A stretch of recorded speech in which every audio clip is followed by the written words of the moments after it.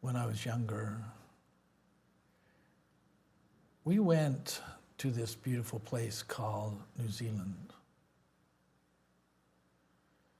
It's an amazingly beautiful place. It's got lots of green stuff, lots of nice people. And while I was going to school there, they had a festival, competition of singing.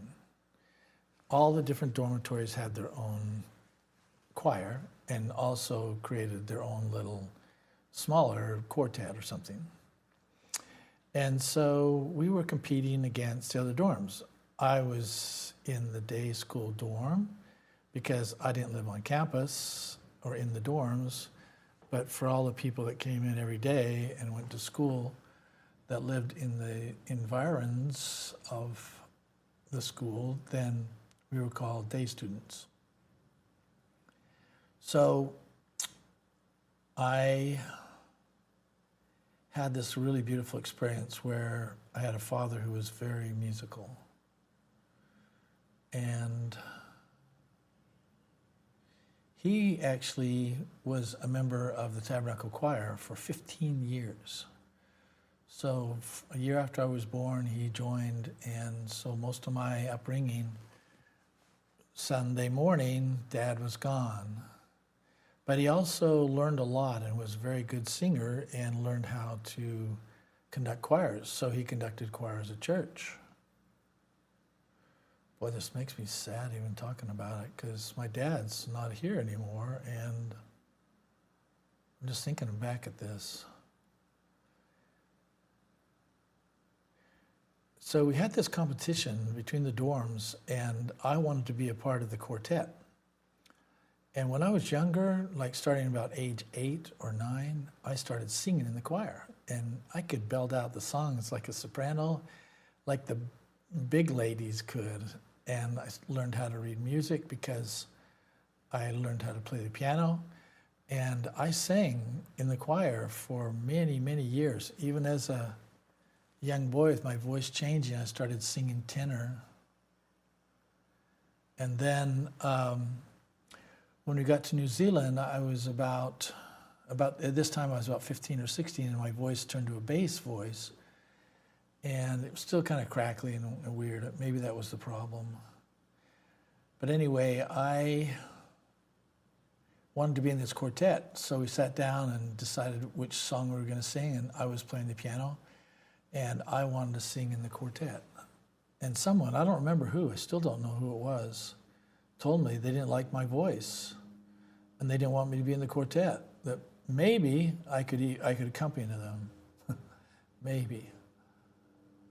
Like if I was, I don't know what the criteria was. But this is the problem I had, was that I was a sensitive young kid. I was so sensitive to people and their feelings, and I think very, very susceptible to what people said about me. And I took it for, this is the truth, this is you, you're not good enough, you're not capable, you've got your own issues. And even though I sang later on, that just shut me down. I had dreams of being like my dad, of being able to sing in choirs and solo and to be successful and maybe even move into professional stuff, because I wanted to do music and singing and lyrics and that stuff. So that was like this huge event in my life in my mid-teens, where I allowed someone else to shut me down and to let them and get this feeling that I wasn't good enough and I couldn't sing. So I wanted to share this with you because I feel like our history drives us. We have events in our lives where things happened where we basically allowed the event or the situation to shut us down and to keep us from doing what we want to do, to keep us from going into our dreams. So I think this is a really big problem. And I feel like I want to stand up.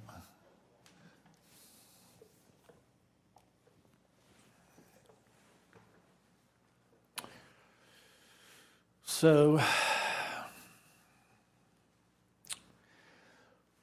here's the issue. We have these powerful events in our lives as children, as young people, that in effect shape our lives, shape who we are, shape our history, and particularly our future. Where we learn, or what we think we learn about ourselves, something that is so devastating, so difficult, that it shuts down our future, shuts down our behavior, our options, how we feel about ourselves.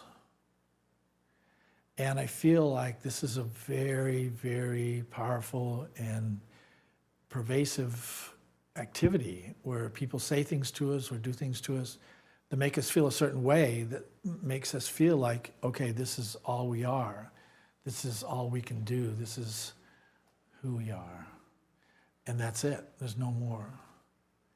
And this is false. It's patently false, because we are much bigger than what we think we are, not only at the physical level, but at the divine level. Like, we have infinite capacity in our bodies and in our souls, and we have opportunities to do things that are amazing and huge. Here I am, old codger, and I'm still not singing as much as I'd like to do, although I'm starting to shift out of that because of that one event 50 years ago. So I feel like it's important to talk about this and to analyze and look at this and see where the breakdown occurred and where we can shift, where we can go, where we can move to some new places and do some different things. If you have events in your life that shut you down, I think it'd be good to look at, and we can talk about it. You can add them in the comments. I think it's important for you to realize is that this is not who you are, not what you're capable of, and certainly not an evidence of what your possibilities are. So I want to make this declaration that you're much more than you think you are. You're much more capable and possible of doing many, many things, really great things, really wonderful things. And in this sense, then it's time to shut down the past and to begin whatever future, whatever drives, whatever interests, and whatever passions that you have. Because this is important, that you be able to go after the things you love. Music was and is a big important part of my life, and I want to do more of it. So here we go with some new possibilities, some new life roles, some new talents to be explored, some new things that we can do. And I feel like it's very, very important that we do this. And I encourage you to do so.